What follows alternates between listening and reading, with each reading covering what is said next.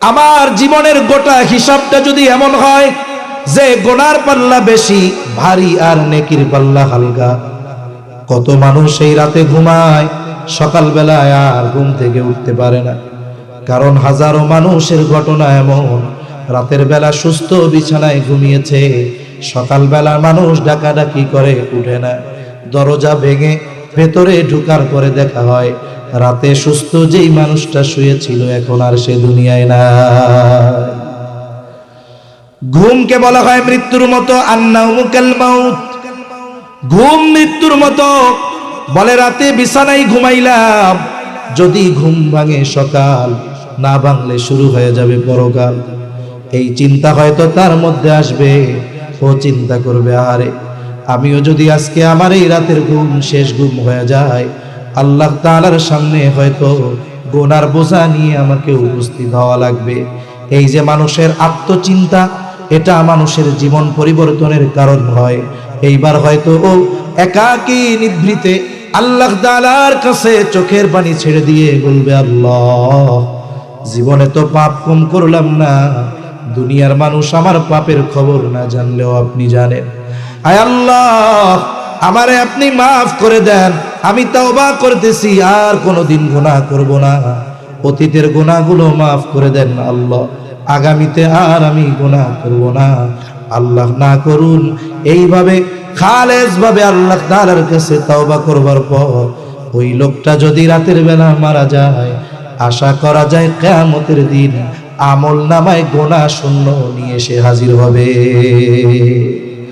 قال لي رسول الله صلى الله عليه وسلم, রাসূলুল্লাহ সাল্লাল্লাহু আলাইহি ওয়াসাল্লাম আমাকে বলেছেন, ইয়া আবু যার, হে আবু যার, ইত্তাকিল্লাহা হাইসুমা কুনতা, হে আবু যার তুমি যেখানেই থাকো না কেন আল্লাহ তাআলাকে ভয় করবা। এরপরে নবীজি বলেন, ওয়াতবিউস সাইয়্যাতাল হাসানাতা তামহুহা, হে আবু যার তোমার দ্বারা যদি কখনো মন্দ কাজ হয়ে যায় তুমি ভালো কাজ করবা। কেন? বলে তামহুহা, ওই ভালো কাজ মন্দ কাজকে মিটিয়ে দেয়। 3 নাম্বার নবীজি বলেন, ওয়া খালিকিন নাসা বিখুলুকিন হাসানিন, আবু যার তুমি মানুষের সাথে সদাচরণ করবা। রাসূলুল্লাহ সাল্লাল্লাহু আলাইহি ওয়াসাল্লাম এই 3টা উপদেশ দিয়েছেন হযরত আবু যার রাদিয়াল্লাহু তাআলা আনহুকে। 1 নাম্বার নবীজি বলেন, হে আবু যার তুমি যেখানেই থাকো না কেন আল্লাহ তাআলাকে ভয় করবা। ইত্তাকিল্লাহ, যেখানেই থাকো না কেন আল্লাহ তাআলাকে ভয় করবা আবু যার। এই তাকওয়া এটা আমাদের জীবনে গুরুত্বপূর্ণ একটি অংশ। ওলামা হযরতরা আছেন, দেখুন নবীজির এমন কোন খুতবা নাই যেই খুতবায় নবীজি তাকওয়ার কথা বলেন নাই। নবীজি তার সব খুতবার ভিতরে তাকওয়ার ব্যাপারে বলতেন। এই তাকওয়া এটা মুমিনের জীবনের অবিচ্ছেদ্য একটি অংশ হওয়া দরকার। এই তাকওয়া অর্জন করা আমাদের সকলের জন্য জরুরি।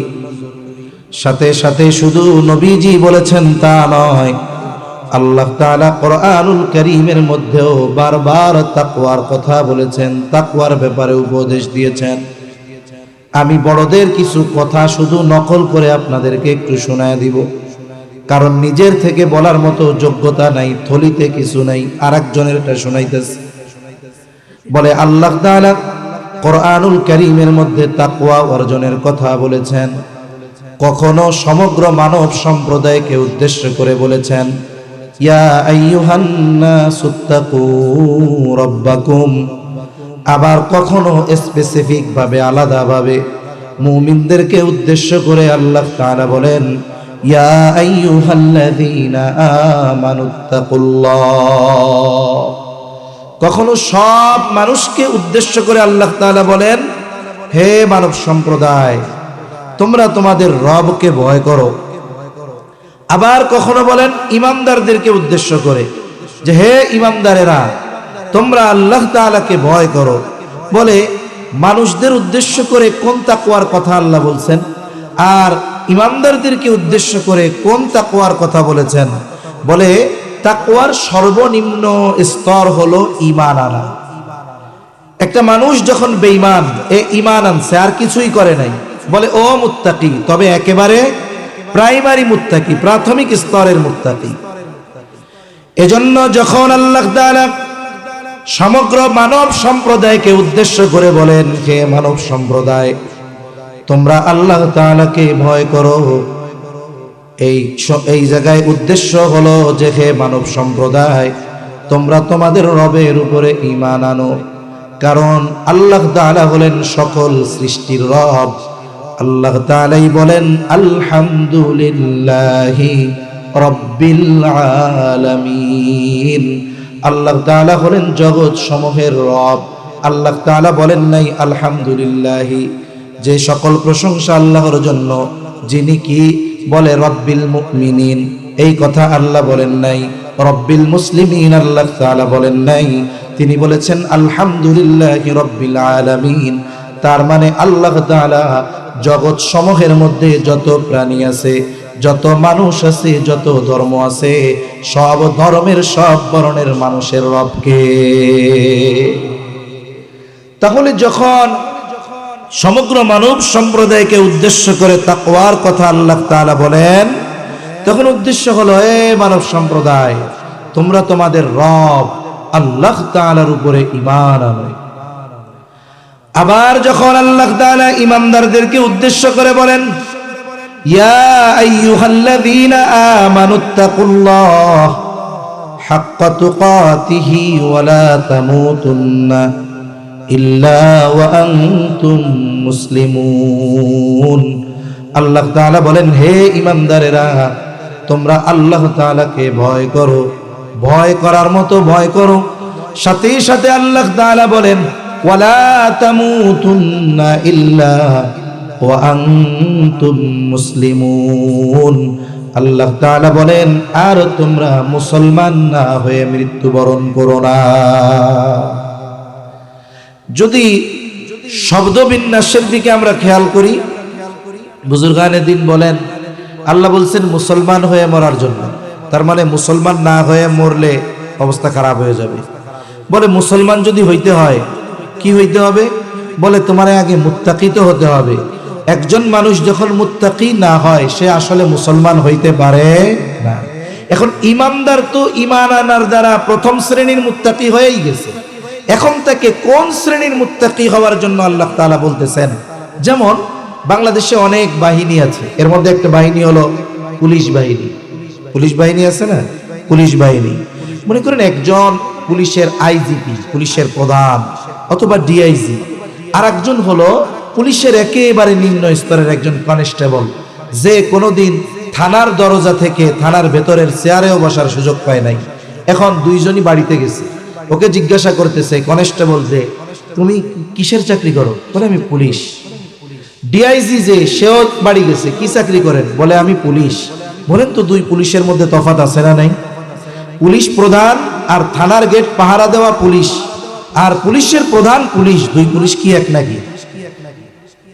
আকাশ মাটি তফাৎ বলা যায়। তার মানে ঈমান আনার মাধ্যমে একজন মুত্তাকি হলো, আর ঈমান আনার পরে তাকওয়া অর্জনের কথা আল্লাহ তাআলা বলেন। সাধারণত তাকওয়া শব্দটি দুটি অর্থে ব্যবহার করা হয় বেশি।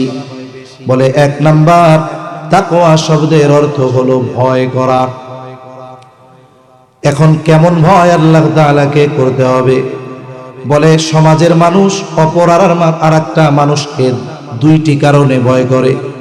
এক নাম্বার কারণ হলো, বলে সমাজের সবচাইতে খারাপ মানুষটাকে মানুষ ভয় করে কি করে না? মনে করেন একজন সন্ত্রাসী, অস্ত্রধারী, প্রভাবশালী খারাপ মানুষ, এরেও কিন্তু আমরা ভয় করি। তাহলে প্রথমত এক নাম্বার, বলে মানুষ অপর মানুষকে তার খারাপির কারণে, অনিষ্ট থেকে বাঁচার কারণে ভয় করে। দেখা হইলে সালামও দেয়, হাসি মুখে কুশল আদিও জিজ্ঞাসা করে। বলে খারাপ মানুষকে ভয় করে। দুই নাম্বার, বলে সমাজের সবচাইতে ভালো মানুষটাকেও মানুষ ভয় করে। মনে করেন দুইজন যুবক এই রাস্তায় সিগারেট খাচ্ছে, কথার কথা 20 টাকা দিয়ে একটা সিগারেট কিনলো। যখনই সে রাস্তা দিয়ে অগ্রসর হচ্ছে, হঠাৎ দেখতে পাইল স্কুল আর মসজিদের কোনা দিয়া এই এলাকার সবচাইতে বুজুর্গ, সর্বজন শ্রদ্ধেয় একজন আলেম আসতেছে। সাথে সাথে সিগারেটটা পাশে ফালায়া দিল। পাশের বন্ধু জিজ্ঞাসা করে, কি ব্যাপার, তুমি বিড়িটা 20 টাকা দিয়ে কিনলাম, ফালায়া দিলা কেন? বলে ওই তো হুজুর আসতেছে। বলে হুজুর কি তোমারে মারবে নাকি, খেয়ে ফেলবে নাকি? বলে না, হুজুরকে আমি অনেক সম্মান করি, শ্রদ্ধা করি, হুজুরের সামনে আমার কোনো অন্যায় করতে ভয় লাগে। তাহলে মানুষ খারাপ মানুষকেও ভয় করে, বলে সবচেয়ে ভালো মানুষকেও ভয় করে। তবে খারাপ মানুষকে যে ভয় করে, এই ভয়ের সাথে ঘৃণাও থাকে, ঠিক কিনা বলেন? ভালো মানুষকে যে ভয় করে, এই ভয়ের সাথে ঘৃণা থাকে না, এই ভয়ের সাথে ভালোবাসা থাকে, এই ভয়ের সাথে সম্মান থাকে। তার মানে একজনকে মানুষ ভালোবেসে ভয় করে, তার আজমত, তার সম্মান, তার মর্যাদার কারণে তাকে ভয় করে, তবে এই ভয়ের সাথে তাকে ভালোবাসা। বলে আরেকজনকে ভয় করে, বলে তার খারাপির কারণে ভয় করে, এই ভয়ের মধ্যে সম্মান, মর্যাদা, ভালোবাসা নয়, বরং ঘৃণা থাকে, ঠিক কিনা বলেন? এখন বলেন তো, বান্দা আল্লাহকে ভয় করবে, এই ভয়ের সাথে ভালোবাসা থাকবে কি থাকবে না? তাহলে আল্লাহ তাআলাকে বান্দা ভয় কোন প্রকারের করবে, বুঝতে পারছেন তো?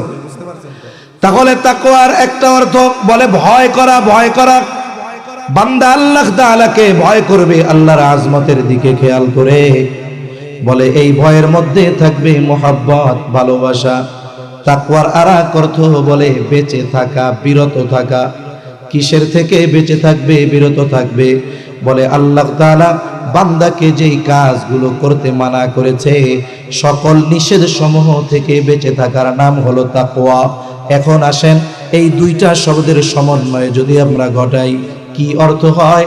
বলে আল্লাহ তাআলাকে ভালোবেসে তার নিষেধ সমূহ থেকে বেঁচে থাকার নাম হলো তাকওয়া। আর যেই মুমিন আল্লাহকে ভালোবেসে আল্লাহর নিষেধ সমূহ থেকে বেঁচে থাকে, তার নাম হলো মুত্তাকি। তাহলে আল্লাহ তাআলা আমাদের আপার ক্লাসের মুত্তাকি হইতে বলছেন, তাকে ভালোবেসে তার নিষেধ সমূহ থেকে বেঁচে থাকার কথা আল্লাহ তাআলা বলছেন। বলেন তো, এই আমরা তো ইমানদার, আপার ক্লাস, একবারে লোয়ার ক্লাসের মুত্তাকি আমরা হয়ে গেছি। এখন আমাদের আপার ক্লাসের মুত্তাকি হওয়ার দরকার আছে না নাই? কোরআনুল কারীমের অনেক বৈশিষ্ট্য আছে। বৈশিষ্ট্যগুলোর মধ্যে অন্যতম একটি বৈশিষ্ট্য হলো, কোরআনুল কারীমে আল্লাহ তাআলা যখন কোনো নির্দেশ দেন, আদেশ দেন, এমনটা কোনো জায়গায় নাই যে আদেশ দিয়েছেন কিন্তু ওই আদেশ বাস্তবায়নের পদ্ধতি আল্লাহ বলে দেন, এমনটা নাই। মনে করেন আপনাদের এই গ্রাম তল্লি, তাই না? নাম তললি, তললি ও লন নিচে তো হসন্ত নাই, ঠিক আছে, তললি। এখন মনে করেন গ্রামের নাম তললি। এক ব্যক্তি জীবনেও কোনোদিন ওই ত্রিমোহনী ব্রিজের ওই পারে যায় না। ওই লোকরে আপনি যদি সকালবেলায় বলেন, ভাই তোমাকে আগামীকাল সকালবেলায় ঢাকা যাইতে হবে, কোন জায়গায় যাবা? বলে তোমার ঢাকা উত্তরা যাইতে হবে, এয়ারপোর্টের সামনে। যারা ঢাকা যাতায়াত করেন বলেন তো, এয়ারপোর্টের সামনে যাওয়া এটা কি কোনো কঠিন কাজ? কিন্তু যে জীবনে যায় নাই, এর যদি বলেন, ও মনে করবে মোটামুটি আমার মাথার উপরে একটা পাহাড় আইনা রাখছে, ও দেখবেন হাত বিনয় করে মাপছে, আমার দ্বারা সম্ভব না, আমি মরে যাবো, হারায় যাবো, যাইতে পারবো না। আপনি তখন তারে বললেন, তোমার কোনো চিন্তা নাই, এখান থেকে সুন্দর মতো ওই ত্রিমোহনী যাবা, ওই পার থেকে একটা সিএনজিতে উঠায় দিব, এক টানে তোমারে মাওনা নামায় দিবে। ওই মাওনা থেকে দেখবা বাসে লেখা আছে যে মাওনা টু ঢাকা, তুমি ওই বাসে উঠবা বা এয়ারপোর্ট ডাক ছাড়বে, তুমি ওই জায়গায় নামবা, আর কোনো কাজ তোমার নাই। বাকি তোমাকে নেওয়ার, ওখান থেকে নিয়ে যাওয়ার সব কিছু বন্দোবস্ত করা আছে। আদেশ করার পরে ঢাকা যাওয়া তার যেমন কঠিন লাগছিল, কিন্তু যাওয়ার পদ্ধতি বলে দেওয়ার পরে আগের মতো কঠিন আছে না মোটামুটি সহজ লাগতেছে? আল্লাহ রাব্বুল আলামিন বান্দাকে শুধু আদেশ করেন এমনটা নয়, বলে আদেশ করার সাথে সাথে ওই আদেশ বাস্তবায়নের পদ্ধতিও যিনি বলে দেন তিনি কে? এটা দুই ধরনের হতে পারে, দুই ধরনের। একটা হলো আদেশ করছেন, একেবারে সুস্পষ্টভাবে বলে দিচ্ছেন এটা বাস্তবায়ন এভাবে করবা। আর একটা হলো সুস্পষ্ট নির্দেশনা দেন না ঠিক, কিন্তু সূত্র দিয়ে দেন যে ওইখানে গেলে তুমি এই আদেশ বাস্তবায়ন করতে পারবা। অনেক উপমা দেওয়া যাবে, ওলামা হযরতদের তো বলা উদ্দেশ্য না, ওনারা তো মূলত মাহফিলগুলোতে বসেন বরকতের আশায়। অনেক আওয়াম সাধারণ মানুষ মনে করে হুজুররা বসে বসে ওয়াজ শুনে, তাইলে মনে হয় ওই হুজুর যা কইতেছে ওই হুজুররা মনে হয় তা জানে না। বিষয়টা কিন্তু তা না। আপনারা যদি এই ভাবেন যে ওনারা ওয়াজ জানে না এই জন্য শুনতেছে, না না, ওনারা তো চালাক। ওনারা জানে যে এই মাহফিলে যা বলা হবে, যে বলবে তার চাইতেও ভালো জাননেওয়ালা বলনেওয়ালা এখানে আছে, কিন্তু এরপরেও কেন পয়সা থাকে? যে ওনারা জানে, ওনারা তো হাদিস পড়েছে, পড়ায় যে এই মজলিসটা এখন এমন এক মজলিস হয়ে গেছে, বলে চারদিক ফিরিস্তা ঘিরা রাখছে, ফাঁকা জায়গা দিয়ে আল্লাহর রহমত বর্ষিত হচ্ছে। এই রহমতের আশায় ওনারা বসে থাকে, এই জন্য ওনারা বসে। ওনারা জানে না এই জন্য না। এজন্য যখন কোনো ওয়াইজ কথা বলে আলেমদের উদ্দেশ্য করে বলে না, কারণ আমি ওয়াইজ বা আমার মতো অনেক ওয়াইজ জানে আমি যা বলতেছি আমাকে পড়ানোর মতো অনেক মানুষ স্টেজে বসে আছে, নিচেও বসে থাকতে পারে। তাহলে আমরা একটু মুজাকারা করতেছি আর কি, যে আল্লাহ তাআলা সরাসরি বলে দেন না, তবে সূত্র দিয়ে দেয়। যেমন ইমানের পরে সবচাইতে গুরুত্বপূর্ণ ইবাদত হলো নামাজ। আল্লাহ তাআলা কোরআনুল কারীমের মধ্যে নামাজের আদেশ করেছেন। কোন ব্যক্তি যদি এখন চিন্তা করে নবীর হাদিস বাদ দিয়ে, নবীর সুন্নাহ বাদ দিয়ে শুধুমাত্র কোরআন থেকে, ওই যে ছোট নুরানি মাদ্রাসার গুলোর মধ্যে বাচ্চারা যখন নামাজের প্রদর্শনী দেয়, 2 রাকাত নামাজে 60টা মাসালা, 2 রাকাত নামাজ পড়ে আর মাসালাগুলো বর্ণনা করতে থাকে, বলে শুধুমাত্র কোরআন থেকে নবীর হাদিস বাদ দিয়ে, নবীর সুন্নাহ বাদ দিয়ে আল্লাহ তাআলার এই নামাজের আদেশ আনুগত্য আমি করব। বলেন তো, নবীর সুন্নাহ হাদিস বাদ দিয়ে কিয়ামত পর্যন্ত যদি শুধু কোরআন থেকে 2 রাকাত নামাজ যেভাবে আমরা ফজরের সময় পড়ি, যদি চেষ্টা করে কিয়ামত পর্যন্ত যদি হায়াত পায়, নবীর হাদিস সুন্নাহ বাদ দিয়ে শুধু কোরআন থেকে 2 রাকাত নামাজের পদ্ধতি বের করতে পারবে কিনা? কোনদিন সম্ভব না। নামাজের রাকাত সমূহ বলে তাও বের করতে পারবে না। কোন ওয়াক্তে নামাজ কয় রাকাত কোরআনে সুস্পষ্ট ভাবে নাই। এখন আল্লাহ তাআলা আদেশ করলেন নামাজের, তার এই আদেশ আমরা কেমনে বাস্তবায়ন করব? অনেক সূত্র আল্লাহ তাআলা দিয়ে দিয়েছেন। এর মধ্যে একটা সূত্র, আমরা যদি আল্লাহ তাআলাকে বলি, আল্লাহ আপনি যে আদেশ করলেন, আপনার এই আদেশের আনুগত্য আমরা কেমনে করব? আল্লাহ তাআলা বলে, শুনে নাও, মাইয়ুতি'র রাসূলা ফাকাদ আতা আল্লাহ। আরে আমার রাসূলের আনুগত্য যদি করো, তাহলে আমি আল্লাহর আনুগত্য করা হয়ে যাবে। এখানে আল্লাহ ইঙ্গিত দিয়ে দিছে যে শোনো, আমার আনুগত্য যদি পরিপূর্ণভাবে করতে হয়, আমার রাসূলের আনুগত্য করতে হবে। এজন্য নবীজিও কেমন জানি বলেন, আরে কোরআনে নামাজের আদেশ, এখন শিখবা কোথায়?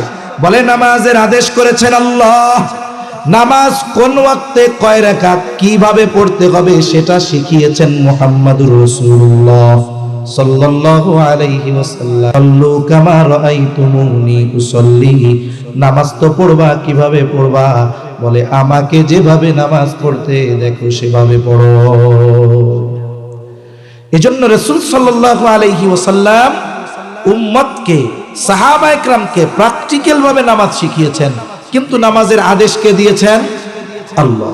তাহলে কোরআনে আল্লাহ তাআলা যে আদেশগুলো করেন, এই আদেশ বাস্তবায়নের পদ্ধতি 2 ধরনের হয়। একটা হলো আল্লাহ তাআলা এটাকে সুস্পষ্টভাবে বলে দেন, আরেকটা হলো সুস্পষ্টভাবে বলে দেন না, তবে ইঙ্গিত দিয়ে দেন যে আমার এই আদেশটা বাস্তবায়ন করার জন্য ওই জায়গায় যাইতে হবে। তাহলে নামাজের আদেশ আল্লাহ তাআলা করেছেন, তবে নামাজ কিভাবে কোরআনে পড়তে হবে আল্লাহ বলেন নাই, তবে ইঙ্গিত দিয়ে দিবেন কিভাবে এই আদেশ বাস্তবায়ন করবা, এটা আমার হাবিব থেকে শিখে নাও। সুবহান। আরেকটা উদাহরণ দেই, মনে করেন নামাজে বাহিরে ভেতরে 13 ফরজের একটা ফরজ রুকু করা। কোরআনুল কারীমে আল্লাহ তাআলা বলেন ওয়ারকাউ মা'আর রাকিঈন, রুকুকারীদের সাথে রুকু করো। বলে রুকু শব্দের অর্থ কি? বলে ঝুঁকা। আপনি যদি কোরআনুল কারীম থেকে শুধু শব্দের শাব্দিক অর্থ গ্রহণ করে রুকু করতে চান, ঝামেলা লাগা যাবে। বলে ঝামেলা কেমনে লাগবে? রুকু শব্দের অর্থ ঝুঁকা। এখন আমি নামাজে দাঁড়ায়া ইমাম সাহেব রুকুতে গেলেন, আমি শুধু মাথাটা একটু ঝুঁকায়া দিলাম, পিঠটা অল্প একটু বাঁকা করলাম দাঁড়ানো থেকে। বলেন তো আমি যদি সোজা দাঁড়ানোর পরে এতটুকু বাঁকা হই, আমার এতটুকু ঝোঁকাকে আপনি রুকু বলবেন নাকি? বলবেন কি করছেন? আমি তো রুকু করছি। আরে মিয়া, রুকু শব্দের অর্থ ঝুঁকা, কতটুক ঝুঁকতে হবে এটা আছে নাকি? আপনি তখন কি বলবেন? আরে মিয়া, আপনি সৌদি আরব গেছেননি? কয় হ্যাঁ গেছি। কয় সৌদি আরব মানুষে হাত বাঁধে, কেউ এই জায়গা বাঁধে, কেউ এইখানে বাঁধে, আরে কতজন সাইডা দাঁড়ায় থাকে। যাই হোক, হাত বাঁধার ক্ষেত্রে তাদের মাযহাবের কারণে পার্থক্য আছে, কিন্তু রুকুর ক্ষেত্রে একটু পার্থক্য দেখান তো, আছে নাকি রুকুর পার্থক্য? যে কেউ সামনের দিকে এরকম রুকু দেয়, কেউ পেছন দিকে এরকম মারে, কেউ কাইতে হইয়া রুকু দেয়, এরকম কেউ করে? বলে সবার রুকু সেম কোয়ালিটির। আল্লাহ তাআলা আদেশ করছে রুকু কাকে বলে? বলে একেবারে আপনি দালের মতো হয়ে যাইতে হবে, একেবারে এলের মতো হয়ে যাবে এরকম।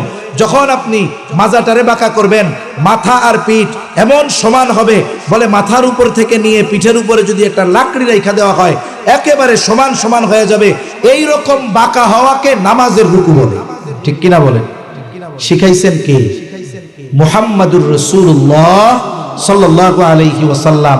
রুকু করতে বলেছেন আল্লাহ, কিন্তু শিখিয়েছেন মুহাম্মাদুর রাসূলুল্লাহ, আর তার কাছ থেকে শেখার নির্দেশ কে দিয়েছেন? আল্লাহ। তাহলে কোরআনে আল্লাহ তাআলা যখন কোন আদেশ করেন, এই আদেশ কেমনে বাস্তবায়ন করবে এটার সুস্পষ্ট বর্ণনা আল্লাহ তাআলা দিয়ে দেন, অথবা ইশারা দিয়ে দেন যে আদেশ এইটা, কিন্তু ওখানে গিয়ে শিখবা। কিন্তু তাকওয়ার ক্ষেত্রে আল্লাহ তাআলা কোনো ইশারা দেন নাই, একেবারে সুস্পষ্টভাবে তাকওয়ার আদেশ করার পরপর কেমনে বাস্তবায়ন করবে আল্লাহ তাআলা কোরআনের অনেক জায়গায় কথাগুলো বলে দিয়েছেন। সবগুলো বলা সম্ভব নয়, সময়ও নাই, একটা দুইটার কথা কই। এক নাম্বার আল্লাহ তাআলা বলেন ইয়া আইয়ুহাল্লাযীনা আমানুত্তাকুল্লাহ। আল্লাহ তাআলা বলেন হে ঈমানদারেরা, তোমরা মুত্তাকি হয়ে যাও। আমরা জিজ্ঞাসা করলাম আল্লাহ কেমন করে মুত্তাকি হব? মুত্তাকি কে মনে আছে নাকি? কে জবাব দিতে পারবেন? মুত্তাকি কাকে বলে? আওয়াম যারা আছেন, মুত্তাকি কাকে বলে শুরুতে বলছি না? কে জবাব দিতে পারবেন? কারে বলে মুত্তাকি? আছেন কেউ? কারে মুত্তাকি বলে? মনে নাই? আরে আল্লাহকে ভালোবেসে ভয় করে তার নিষেধ গুলো থেকে যে বেঁচে থাকে ওই ব্যক্তি মুত্তাকি। কথা কি বুঝতে পারছেন? চেইন যদি আগের কথা মনে না থাকে, তাইলে পরের কথা বললে কি হবে? সকালে কবে হুজুর ওয়াজ করছে, কেমন ওয়াজ? সেই ওয়াজ। কও না কি ওয়াজ? সেই ওয়াজ। কিন্তু কি ওয়াজ করছে এটা আর কইতে পারে না। এজন্য আমার পরের কথা বোঝার জন্য আগের কথা মনে রাখতে হবে, এটা সব সময় দরকার। এখন আমি বললাম যে আল্লাহ বললেন মুত্তাকি হও, আমি আগেই আপনাদের কিন্তু বলে দিয়েছি যে মুত্তাকি কে, তাকওয়া কি, বুজুর্গানে দ্বীনের কথা নকল করে বলে দিলাম। এখন আপনি যদি এটা জেহেনে না রাখেন, পরের কথা বোঝা কি মজা লাগবে না। এখন বলেন মুত্তাকি কে? কে বলতে পারবেন এইবার? এখনো পারবেন না? হ্যাঁ, কে পারবেন? আছেন কেউ? হাত উঁচা করেন, কে পারবেন? বলেন বলেন, হ্যাঁ বলেন, মুত্তাকি কে? হ্যাঁ মাশাআল্লাহ, বসেন। এই ওয়াজ মাহফিল গুলো এগুলো মাঝে মধ্যে জিজ্ঞাসা করার দরকার মনে হইতেছে, যা নাইলে এই বেটারা কষ্ট করে বসে রয়েছে, এদের কিছু উপকার হইলো কিনা এটা তো চিন্তা করার দরকার আছে। তাহলে আল্লাহ তাআলা বললেন মুত্তাকি হও। আমরা জিজ্ঞাসা করলাম কিভাবে হব? আল্লাহ রাব্বুল আলামিন বলেন ওয়া কুনু মা'আস সাদিকিন। আল্লাহ তাআলা বলেন সত্যবাদীদের সঙ্গে হয়ে যাও। আল্লাহ তাআলা আবেদিন বলেন নাই, আল্লাহ তাআলা যাকিরিন বলেন নাই। আল্লাহ তাআলা সত্যবাদিতার কথা কেন বললেন? বুজুর্গানে দিন বলেন একটা মানুষ ততক্ষণ পর্যন্ত সাদিকিনদের অন্তর্ভুক্ত হতে পারে না যতক্ষণ না তার মাঝে অন্যান্য ভালো গুণ পরিপূর্ণ পাওয়া যায়।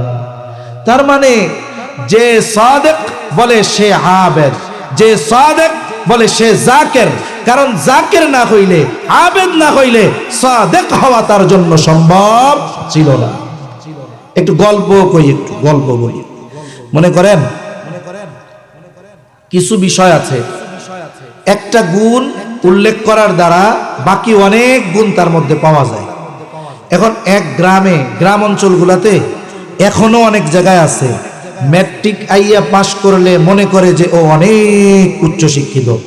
এজন্য আগের দিন যদি কেউ ম্যাট্রিক পাশ করতো, আইয়া পাশ করতো, সাথে সাথে যদি 3-4টা লেটার পাইতো, লেটার মানে 80-র উপরে যদি পাইতো, তাইলে 5 গ্রাম পার হয়ে ওকে দেখতে আসতো যে অমুক গ্রামের অমুক 5টা লেটার পাইয়া ম্যাট্রিক পাশ করছে, চল অনেক উচ্চ শিক্ষিত, একটু দেখে আসি।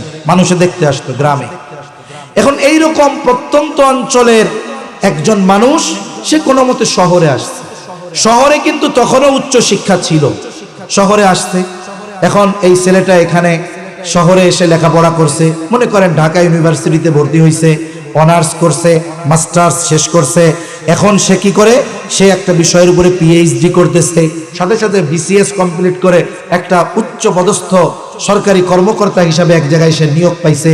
তার মানে মোটামুটি বাংলাদেশের সেরা শিক্ষিত ব্যক্তি, ধরেন কথার কথা।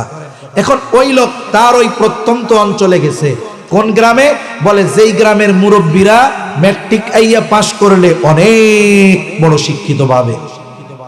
মানুষজন দলে দলে তাকে দেখতে গেছে, যাই রে আমাদের গ্রামে বাংলাদেশের সেরা শিক্ষিত ব্যক্তি আছে, একটু দেখে আসি। সবাই দেখে কুশলাদি বিনিময় করে চলে আসছে। এক মুরব্বী দাঁড়ায় আছে। কোন মুরব্বী, বলে যেই মুরব্বী জানে ম্যাট্রিক আইয়া পাশ করলে উচ্চ শিক্ষিত।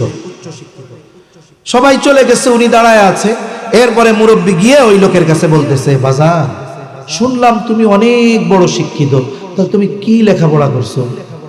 এখন একজন মানুষ সে যদি ডক্টরেট করে, পিএইচডি করে, সে কি এই কথা বলবে নাকি যে আমি অনে ভর্তি হয়েছিলাম, এরপরে পাশ করছি 2 পাশ করে 3 পাশ করে 4 পাশ করে 5 পাশ করে 6, এবার 6 পাশ করে 7 পাশ করে 8 পাশ করে 9 পাশ করে 2 বছর পরে এসএসসি পরীক্ষা, এরপরে আবার ইন্টারে ভর্তি হয়েছি। এত কথা কি সে বলবে? সে তার হায়ার এডুকেশনের কথাগুলো বলবে, যে আমি ঢাকা ইউনিভার্সিটি থেকে অনার্স মাস্টার্স করেছি, এখন এই বিষয়ের উপরে পিএইচডি করতেছি, এরপরে আমি বিসিএস দিয়ে এখন একটা সরকারি জব করতেছি। উনি এই কথাগুলো বলছে। এখন চাচা তো জানে ম্যাট্রিক আইয়া পাশ করলে শিক্ষিত, উনি তো আর এটা কয় নাই। এখন চাচা কপাল ঘুষায় কয়, বুঝলাম এত পড়া পড়ছো, কিন্তু বাজান তুমি কি ম্যাট্রিক আইয়া পাশ করছিলা? এখন আমারে কোন তো, যেই লোক অনার্স করছে, মাস্টার্স করছে, সে যদি ম্যাট্রিক আইয়া পাশ না করতো, ওই পর্যন্ত যাওয়ার যোগ্যতা তার হইতো নাকি? মনে করেন একজন গ্রামের মানুষ বোঝে না, বড় একজন আলেম আসছে, এখন জিজ্ঞাসা করতেছে, বাবা তুমি কি পড়ালেখা করছো, তোমার নাম কি? মনে করলেন বলল মুফতি আব্দুর রহমান, কথার কথা। এখন উনি যদি জিজ্ঞাসা করে, আমাকে ইমাম সাহেব বলল মাওলানা, তা ওনারা জিজ্ঞাসা করছে তুমি মুফতি হইছো, মৌলানা কি হয়েছিল বাজান? এখন আমারে বলেন তো, কেউ যদি বলে আমি মুফতি, তার মানে সে তো মৌলানা পাশ করেই না, এরপরে মুফতি হয়েছে। তাহলে সাদিকিনদের সঙ্গী হওয়ার কথা আল্লাহ বলেছেন। তার মানে বাস্তবে যেই ব্যক্তি সাদেক, সত্যবাদী, তার গুণ অর্জন করতে পেরেছে, বাকি যত ভালো গুণ তার মধ্যে ইনক্লুড আছে, অন্তর্ভুক্ত আছে, বিদায় ওই ব্যক্তি সাদিকিনদের অন্তর্ভুক্ত হতে পেরেছে। মনে রাখবেন, আমি আপনি যদি আমার আপনার চরিত্রকে আপগ্রেড করতে চাই, আমি আপনি আমার আপনার তাকওয়াকে যদি বাড়াতে চাই, বলে মানুষের ক্যারেক্টার লেভেল বাড়ানোর আর কমানোর পদ্ধতি আছে। কি করবেন? মনে করেন আমার ক্যারেক্টার লেভেল হলো এই জায়গায়, আমি চাই আমার চারিত্রিক উন্নতা আরো উন্নত হবে, আমি চাই আমার আমল আমি আরো বাড়াবো, আমি আমার ইলম বাড়াবো, তাকওয়া বাড়াবো। আমার চারিত্রিক লেভেল যদি এইখানে থাকে, আমাকে সঙ্গী যাকে নির্বাচন করতে হবে, তার চারিত্রিক লেভেল কমপক্ষে আমার এত উপরে থাকতে হবে, সে আমার চেয়ে বেশি ভালো। তাইলে কি হবে?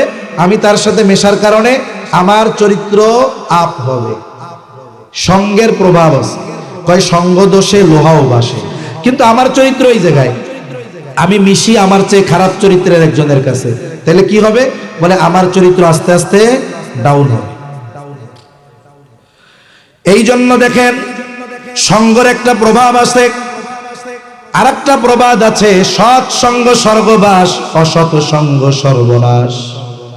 আমি আপনি সম্পদওয়ালা যত হই না কেন, টাকা পয়সাওয়ালা যতই হই না কেন, যত ইলমওয়ালা হই না কেন, প্রভাবওয়ালা হই না কেন, মুত্তাকি হওয়ার জন্য ওই ধরনের মুত্তাকি বান্দার সঙ্গী যদি না হই, সত্যবাদীদের সঙ্গী যদি না হই, তার মধ্য থেকে আমার মধ্যে তাকওয়ার প্রভাব আসবে না।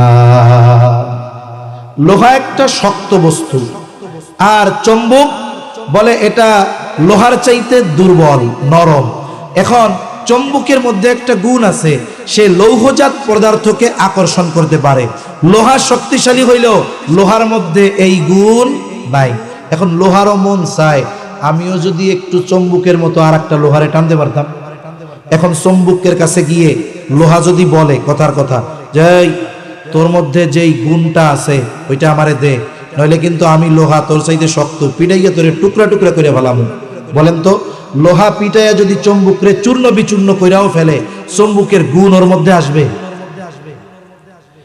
কিন্তু যদি লোহা ক্ষমতার প্রভাব না দেখায়, আস্তে করে চুম্বকরে যায় যদি বলে, ভাই তোমার মধ্যে তো আকর্ষণ করার ক্ষমতা আছে, আমার মধ্যে নাই, আমি তোমার সাথে একটু অবস্থান করতে চাই, তোমার আকর্ষণটা একটু আমি নিতে চাই।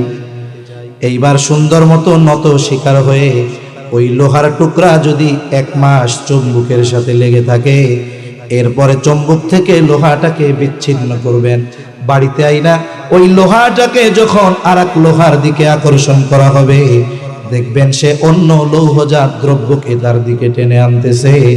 বলে লোহা যে আকর্ষণের শক্তি চুম্বকের কাছ থেকে আনলো, বলে পিটাইয়াও আনতে পারে নাই, টাকা দিয়েও আনতে পারে নাই, সঙ্গর কারণে, সোহবতের কারণে এই গুণ পেয়ে গেছে।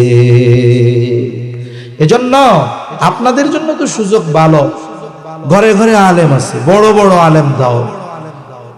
আপনাদের নুরুল আমিন সাহেব আছে, তারপরে আমাদের সাভারের একটা প্রখ্যাত মাদ্রাসার মুহতামিম শেখুল হাদিস মাহবুবে উলামা নাজমুল সাহেব আছেন, এরপরে আরো অনেক উলামায়ে কেরাম আছেন। ওই যে সেই দিন চাচার মাহফিল করে আসলেন, কই গেছে? এই যে চাচা আছে, একজন প্রখ্যাত ব্যক্তি, গাজীপুরের কিং মোটামুটি। এই যে বড় বড় উলামায়ে কেরাম আছে, আপনারা এনাদের সাথে সম্পর্ক রাখেন। এলাকায় মাদ্রাসা আছে, ভালো ভালো প্রতিষ্ঠান, ওনাদের সাথে সম্পর্ক রাখেন। তাহলে কি হবে? আমার আপনার জীবনটা ওই যে ওনারা তাকওয়ার দিক দিয়ে আমার চেয়ে ভালো, ওনার সাথে সম্পর্ক হওয়ার কারণে আমাদের কি হবে? আমার তাকওয়া আপগ্রেড হতে থাকবে। তাহলে 1 নাম্বার আল্লাহ তাআলা বলেন ওয়াকুনু মা'আস সাদিকিন। আরেকটা পদ্ধতি আল্লাহ তাআলার কাছ থেকে জেনে নেই। আল্লাহ তাআলা বলেন ইয়া আইয়ুহাল্লাযীনা আমানুত্তাকুল্লাহ, হে ঈমানদারেরা তোমরা মুত্তাকি হও। আমরা যদি জিজ্ঞাসা করি আল্লাহ কেমন করে মুত্তাকি হব, আল্লাহ তাআলা বলেন ওয়াল তানজুর নাফসুম মা কদ্দামাত লিগাদ। আল্লাহ তাআলা বলে বান্দা তুমি নিজের দিকে নজর দাও, আগামীর জন্য তুমি কি প্রেরণ করেছো। আগামী মানে ফিউচার, আগামী মানে হলো ভবিষ্যৎ। তার মানে তুমি নিজের দিকে নজর দাও, ভবিষ্যতের জন্য তুমি কি প্রেরণ করেছো। ভবিষ্যৎ তো আমি যে কথা বলতে চাই আর কি, বুজুর্গানে দিনের কথা বলে, ওনারা বলেন ভবিষ্যৎ তো আমাদের 2 ধরনের। কয় ধরনের? একটা নিকট অতীত, দূরবর্তী অতীত। এই দিক খেয়াল করে না। বলে ভবিষ্যৎ আমাদের 2 ধরনের। বলে একটা হলো অনিশ্চিত ভবিষ্যৎ, একটা হলো সুনিশ্চিত ভবিষ্যৎ। কিন্তু আফসোসের ব্যাপার, আল্লাহ তাআলা তো নজর দিতে বলেছেন অনিশ্চিত ভবিষ্যতের দিকে না সুনিশ্চিত ভবিষ্যতের দিকে। কিন্তু আমরা অনিশ্চিত ভবিষ্যৎ নিয়ে চিন্তিত বেশি। খালি আমি একা না, আমার আত্মীয় স্বজন আমার অনিশ্চিত ভবিষ্যৎ নিয়ে চিন্তিত বেশি। যেমন একজন ছেলে সরকারি চাকরি করছে, আর্মিতে ভর্তি হয়েছে, চাকরি করেছে 20 বছর বয়সে, চাকরি স্টার্ট বলে কয় বছর পর্যন্ত করবে? 62 বছর, তাই না? সরকারি চাকরি 62 বছর। এখন ওর যেই মাস থেকে বেতন শুরু হয়, বলেন তো পূর্ণ বেতন গভর্নমেন্ট ওকে দিয়ে দেয়, নাকি বেতনের উপরে নির্ভর করে একটা পার্সেন্ট কাইটা রাখে? কাইটা রাখে না? এটা কি যখন চাই তখন দিবে? কোন সময় দিবে? বলে চাকরি শেষ হওয়ার পরে, রিটায়ারমেন্টে যাওয়ার পরে দেওয়া হবে। কেমন যেন গভর্নমেন্ট তাকে বলে, তুমি যে 40 বছর 30 বছর আমার অধীনে চাকরি করবা, চিন্তার কোনো কারণ নাই। চাকরি শেষ 62 বছর বয়স, তুমি বাড়ি যাইবা। বাড়ি গিয়া তুমি তখন বৃদ্ধ, আগের মতো শক্তি নাই, কিচ্ছু নাই, উপার্জন করতে পারবা না।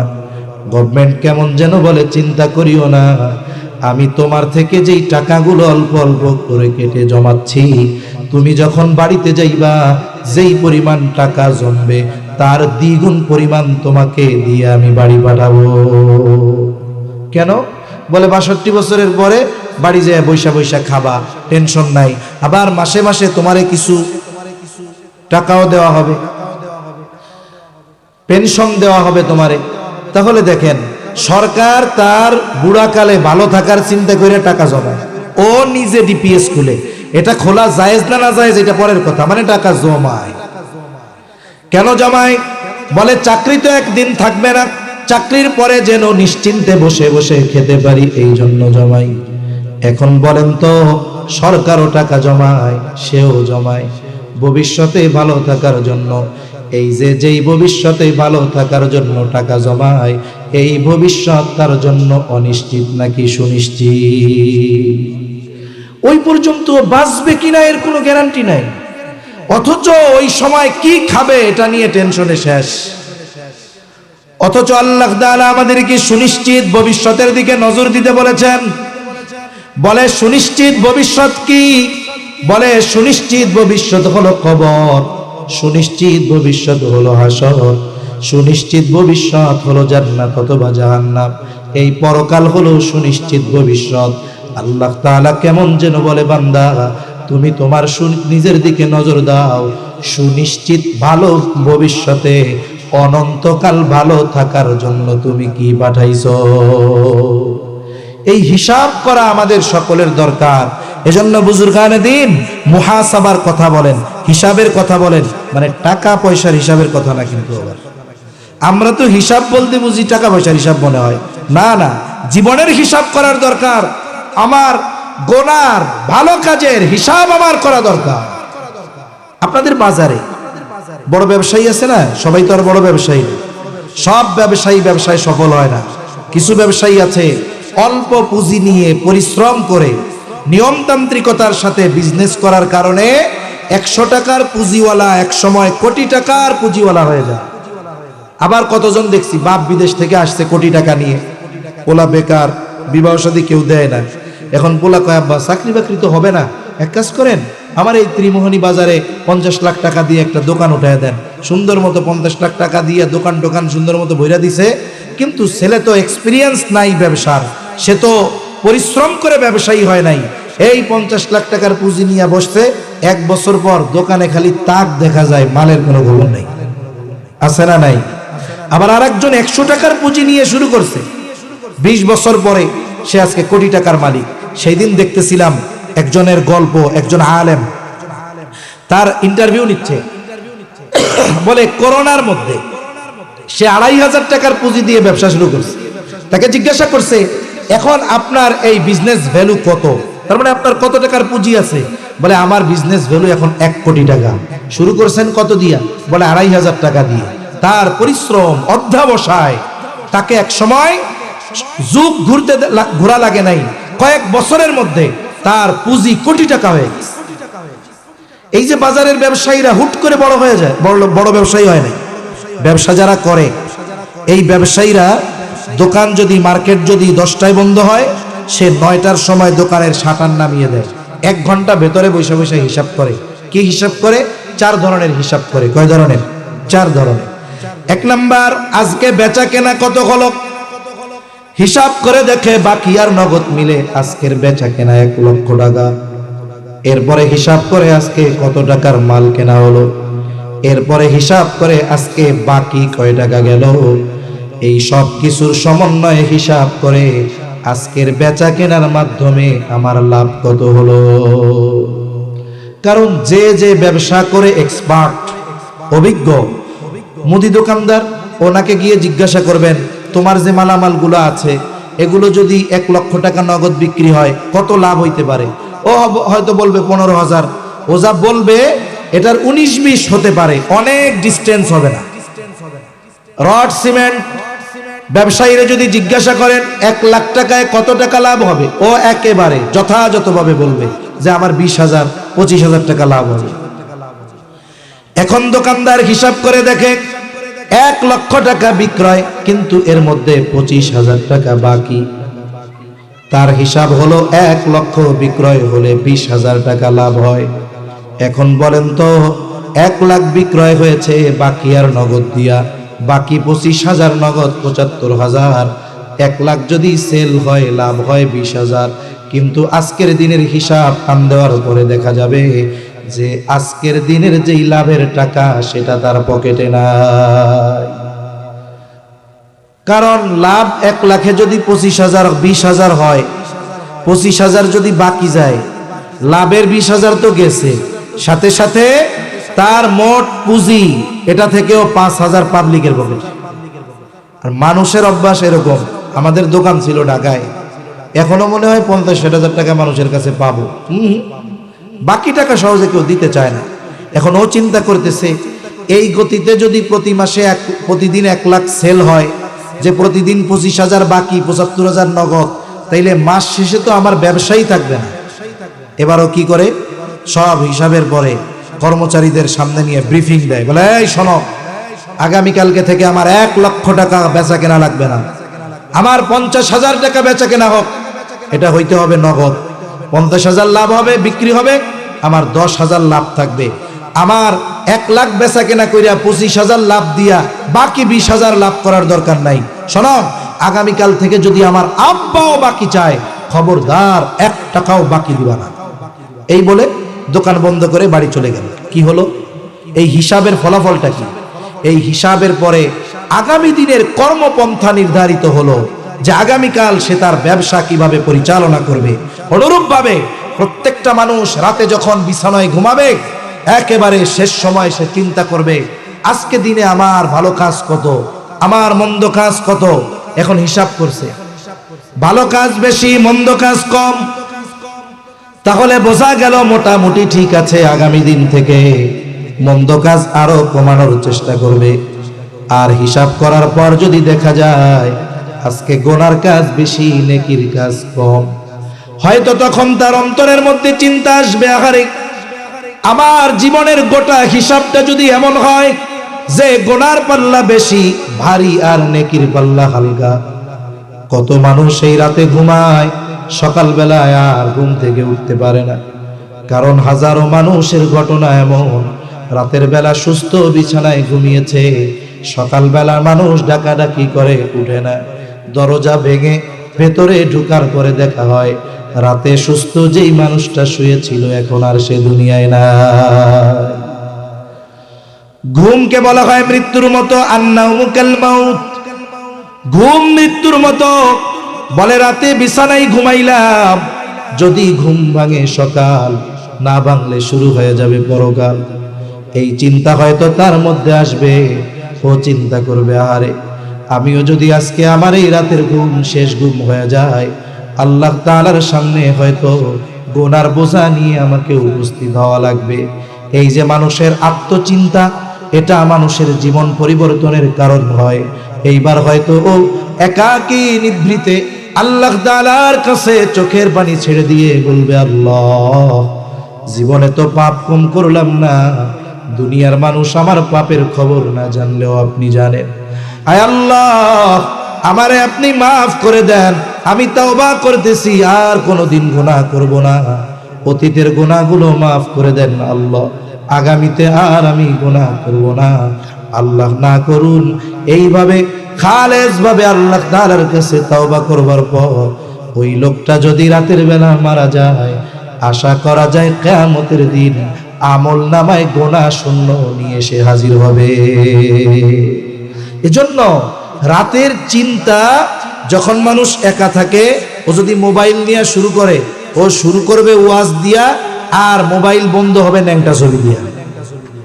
আর যদি ওই ব্যক্তি রাতে বিছানায় গিয়ে নিজের কর্মফলের কথা চিন্তা করে আখিরাতে, তাহলে তার জীবন পরিবর্তন হবে ইনশাআল্লাহ। এজন্য এই জীবনের হিসাব আমাদের দরকার আছে না নাই? এজন্য 5টা মিনিট সময় রাতের বেলা আমরা দিব, হিসাব করব সারাদিনের ভালো কাজ মন্দ কাজের। তাহলে কি হবে? বুজুর্গানে দিন বলেন, এই ধারাবাহিকতা যদি সে রক্ষা করতে পারে, হয়তো জীবনের একটা সময় এমন হবে রাতে বিছানায় মাথা দিয়া ঘুমাইছে, হিসাব করতেছে গোনা কত সওয়াব কত। হিসাবের পরে হয়তো সে দেখতে পারবে আজকে সারা দিনে একটা সগীরা গুনাহও নাই। এখন বলতে পারেন, হুজুর সগীরা গুনাহ থেকে হবে না, এটা কেমন কথা বললেন? বলে হাদিসের মধ্যে আসছে, এক নামাজ থেকে পরবর্তী নামাজ মধ্যবর্তী যত সগীরা গুনাহ হয় কিছুই করা লাগে না। ফজরের নামাজ পড়েছে জোহর পর্যন্ত সগীরা গুনাহ যত হইছে, জোহরের নামাজ পড়ার সাথে সাথে আল্লাহ তাআলা ফজরের পর থেকে নিয়ে জোহর পর্যন্ত সকল সগীরা গুনাহগুলো আল্লাহ মাফ করে দেয়। জোহর পড়লো, এরপরে আসর পড়ছে, বলে এই দুই নামাজের মধ্যবর্তী সময় যত সগীরা গুনাহ সব আল্লাহ মাফ করে দেয়। বলে মাগরিব পড়েছে, আসর থেকে নিয়ে মাগরিব পর্যন্ত যত সগীরা গুনাহ আল্লাহ মাফ করে দেয়। বলে এশা পড়েছে, মাগরিব থেকে এশা পর্যন্ত যত সগীরা গুনাহ আল্লাহ মাফ করে দেয়। আল্লাহর বান্দা এশার নামাজ পড়বার পর গুনাহ করার সুযোগ নাই, রাতে খেয়ে বিছানায় শুয়ে পড়ে আর হিসাব করে দেখে, এই হিসাব অনুযায়ী সারা দিনে তার কবিরা গুনাহ তো বহুদূর, একটা সগীরা গুনাহ তার আমল নামায় বাকি নাই। এরকম পরিশুদ্ধ জীবন আমরা চাইতো যদি চাই তাহলে জীবনের হিসাব করতে হবে। এজন্য হিসাবী মানুষ যারা, এরা সহজে ঠকে না, এরা জীবনে ব্যবসায় লস করে না। আমরাও আমাদের ব্যবসা, হায়াতের ব্যবসায় লস হবে না আমরা যদি আমাদের কর্মের হিসাব করি। আল্লাহ তৌফিক দান করেন। তাহলে নবীজি 1 নাম্বার বলেছেন, আবু যর যেখানে ভয় করবা। এখন বলেন তো, যেই লোকটার মধ্যে এই চিন্তা যে আমার আল্লাহ আমাকে দেখতেছে, আমার আল্লাহ আমাকে জানে, আমি আমার জীবনের হিসাবগুলো করতেছি, এই লোক যেখানেই থাকুক না কেন তার দ্বারা কখনো গুনাহ সংগঠিত আশা করা যায় হবে না। এখন এই পৃথিবীতে এমন একটু জায়গা নাই যেই জায়গায় আমি আপনি গুনাহ করে গুনাহটারে লুকায় ফেলতে পারবো, আছে নাকি এরকম? এমন কোন জায়গা আছে যেখানে গিয়ে গুনাহ করলে আল্লাহ দেখবে না, এমন কোন জায়গা আছে? নাই। হযরত লোকমান তার সন্তানকে উপদেশ দিচ্ছে, ইয়া বুনাইয়া ইন্নাহা ইন তাকু মিসকালা হাববাতিন মিন খারদাল ফাতাকুন ফি সাখরাতিন আও ফিস সামাওয়াত আও ফিল আরদি ইয়াতি বিহাল্লাহ।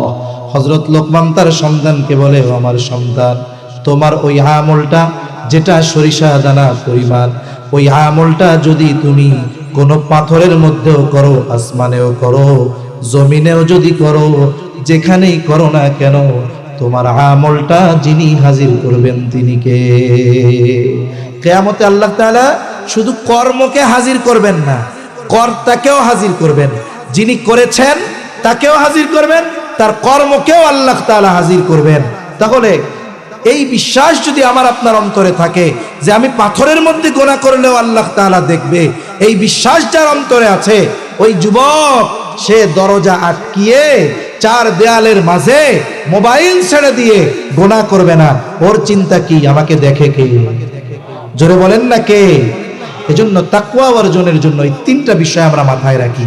একটা হলো যে ভালো সঙ্গী গ্রহণ করি, 2 নাম্বার জীবনের হিসাব করি, 3 নাম্বার এই বিশ্বাস দৃঢ়ভাবে গেঁথে নেই যে আমার সব কর্ম আল্লাহ তাআলা দেখেন, ফাঁকি দেওয়ার কোনো উপায় নাই। এটা যদি হয় তাহলে নবীজির ওই নসিহত, যেখানেই থাকো না কেন আল্লাহকে ভালোবাসা গুনার থেকে বাইচা থাকো, বলে এই গুণ আমাদের অর্জন হবে ইনশাআল্লাহ। 2 নাম্বার নবীজি বলেন, ওয়াতবি'is সাইয়্যাতাল হাসানাতা তামহুহা। আল্লাহ তাআলা বলেন, তোমার দ্বারা যদি কখনো মন্দ কাজ হয়ে যায়, তুমি নেকের কাজ করো, ভালো কাজ করো। কেন ভালো কাজ করবা? আল্লাহ তাআলার নবী বলেন, তামহুহা, ওই ভালো কাজ মন্দ কাজটাকে মিটায় দেয়। আল্লাহ তাআলাও বলেন, ইন্নাল হাসানাতি ইউযহিবুনাস সাইয়্যাত সাইয়্যাত। এই জন্য যদি আমার আপনার দ্বারা মন্দ কাজ হয়, ওর উপরে অটল না থেকে ভালো কাজ যদি করি, আল্লাহ তাআলা আমার মন্দ কাজকে মুইসা দিবে, মিটায়া দিবে। বলে তবে ভালো কাজটা ওই পরিমাণ ভালো হতে হবে, মন্দ কাজটা যেই পরিমাণ, মন্দ কাজ যেমন বলে ভালো কাজটাও তেমন হবে। মনে করেন আমার দ্বারা মন্দ কাজটা সংগঠিত হইল কি? বলে আমি একজন বড় মানুষ, তার সাথে খারাপ আচরণ করেছি। বলে এই ক্ষেত্রে ভালো কাজ কি হবে? বলে আমি ছোট ওই বড়র কাছে গিয়ে ক্ষমা চাওয়া। কবিরা গুনাহ হয়ে গেছে, বলে তাওবা করা ভালো কাজ। এই জন্য মন্দ কাজ যেমন তার বিপরীতে ভালো কাজ তেমন হইতে হবে। অনেক মানুষ মনে করে আমার দ্বারা এত মন্দ কাজ হয়েছে, পাপের কাজ হয়েছে, আল্লাহ তাআলা হয়তো আমারে মাফ করবে না। খবরদার, আল্লাহ তাআলা বলেন লা তাকনাতু মির রাহমাতিল্লাহ। আল্লাহ তাআলা বলেন তোমরা আমার রহমত থেকে নিরাশ হও না, কারণ আমার আপনার পাপ যত বেশি হোক না কেন, আল্লাহ তাআলার দয়া রহমত থেকে কখনো বেশি নয়। এজন্য অনেক মানুষ পাপাচারে লিপ্ত হয়ে হতাশায় ভুগে, যে আমার মনে হয় জীবনে আর কিছু করার নাই। না না, দেখেন হাদিসের মধ্যে আসছে ইন্না লিল্লাহি মিআতা রাহমা, আল্লাহ তাআলার 100 রহমত আছে। বলে ওই 100 রহমত থেকে একটা রহমত আল্লাহ দুনিয়ায় পাঠাইছে সবার জন্য। যত নবী রাসূল আছে, যত প্রাণী আছে, সমুদ্রের হোক, জলের হোক, স্থলের হোক, সবার মধ্যে এক ভাগ থেকে আল্লাহ তাআলা দয়া রহমত বন্টন করে দিয়েছে। হিংস্র প্রাণী যত হোক, তার মধ্যে মায়া দয়া আছে না নাই? আরে সমাজের নিকৃষ্ট কুকুর, ওরও ওর বাচ্চার জন্য মায়া আছে না নাই? ওই এক ভাগ থেকে একটা অংশ আমার আপনার নবী পেয়েছে। তাতে অবস্থা কি? বলে কিয়ামতে সবাই বলবে নাফসি, আর নবী বলবে উম্মতি। সুবহান। বাকি আছে 99 ভাগ। কত ভাগ? নবীজি বলেন আখারাল্লাহু লাহু 99 রাহমা। আল্লাহ তাআলা বাকি 99 ভাগ রহমত তার কাছে জমা করে রাখছে। বলে কেন? ইয়াগফিরু বিহি ইবাদাহু ইয়াউমাল কিয়ামাহ। আল্লাহর নবী বলেন ওই 99 ভাগ রহমত দিয়া আল্লাহ তাআলা কিয়ামতের দিন তার গুনাহগার বান্দাদের মাফ করে দিবে। এজন্য আল্লাহ তাআলার দয়া রহমত এত বেশি, যেটা নির্ণয় করা আমাদের জন্য সম্ভব নয়। মন্দ কাজ হয়ে গেলে ওর উপরে অটল না থেকে একনিষ্ঠভাবে আল্লাহর কাছে যদি ক্ষমা চাওয়া হয়, তাহলে কি হবে? বলে ওই গুনাহ বাদ দিয়া নেক আমল করা শুরু করছে। আল্লাহ বলেন শুরু যেহেতু করছো, তোমার নেক ওই গুনাহগুলো মাফ করে দিলাম, এখন তো খাতা ফাঁকা। বলে না, ওই জায়গাটাও আমি আল্লাহ নেকের দ্বারা ভরপুর করে দিব। সুবহানাল্লাহ। ফাউলাইকা ইউবাদদিলুল্লাহু সাইয়্যাতিহিম হাসানাত। সুবহানাল্লাহ। এজন্য নবীজি বলেন আবু যর, তোমার দ্বারা মন্দ কাজ হলে ভালো কাজ করবা, কারণ ভালো কাজ মন্দ কাজকে মিটায় দেয়। 3 নাম্বার নবীজি বলেন ওয়া খালিকিন নাসা বিখুলুকিন হাসানিন। ও আবু যর, তুমি মানুষের সাথে সদাচরণ করবা। সদাচরণ এটা ব্যাপক অর্থবোধক শব্দ, তার মানে এই সদাচরণটা মানুষের হকের সাথে সম্পৃক্ত। বলে সদাচরণ কেমনে করব? বলে আমার কাছে যে যেমন হক প্রাপ্য তার হক প্রদান করাটাই হলো সদাচরণ। যেমন আমার বড় যে, সে আমার কাছে হক কি? বলে আমার কাছে ভালো ব্যবহার পাওয়া তার হক। এখন আমি হক আদায় করলাম, তার মানে আমি সদাচরণকারী। মা বাবার হক আমার উপরে আছে, হক আদায় করলাম, তার মানে আমি সদাচরণকারী। শুরুতে বলেছিলাম বুজুর্গানে দিন বলেন যে এই হাদিসটা এত গুরুত্বপূর্ণ, এর মধ্যে আল্লাহর হক, নিজের হক, মানুষের হকের কথা আছে। এখন আল্লাহর হক কি? বলে আল্লাহর হক হলো তারই ইবাদত করা, তার সাথে শিরিক না করা। এখন বলেন, যেই লোকটা সত্যবাদীদের সাথে চলে, যেই লোকটা নিজের আমলের হিসাব করে, যেই লোকটা সর্বদা চিন্তা করে আমাকে আল্লাহ দেখতেছেন, ওই লোকটা কি কোনো সময় আল্লাহর ইবাদত বাদ দিবে? আল্লাহর সাথে শিরিক করবে? তার মানে কি হইল? মুত্তাকি বান্দাই পরিপূর্ণভাবে আল্লাহর হক আদায় করে। কথা কি বুঝতে পারছেন? 2 নাম্বার নিজের হক। কয় আমার উপরে আমার হক কি? আমি কি আমার উপরে জুলুম করছি? আমি কি আমার মাথায় লাঠি দিয়া পিটাইছি? বলে না, আমরা নিজের উপরে নিজে জুলুম করি গুনাহ করার মাধ্যমে। আমি যখন গুনাহ করি তখন আমার উপরে জুলুম করা হয়। বলে এখন আমি যখন আল্লাহর কাছে মাপ চাই, বলে আমার হক আদায় করা হয়। ওই যে তাওবার মাধ্যমে গুনাহ মাপ হয়, জুলুম করার মাধ্যমে, গুনাহ করার মাধ্যমে জুলুম হয়, ভালো কাজ করা বা তাওবা করার মাধ্যমে এটা মাফ হয়। তার মানে মানুষ মন্দ কাজ করলে ভালো কাজ করার দ্বারা তার নিজের হক আদায় করে। 3 নাম্বার, মানুষের যত হক আছে এই হক আদায় করার মাধ্যমে সে সদাচরণকারী হয়। রাসূল আকরাম সাল্লাল্লাহু আলাইহি ওয়াসাল্লামের এই গুরুত্বপূর্ণ 3টি নসিহতের আলোকে আল্লাহ তাআলা আমাদের জীবনকে সুসজ্জিত করার তৌফিক দান করেন, বলেন আমিন।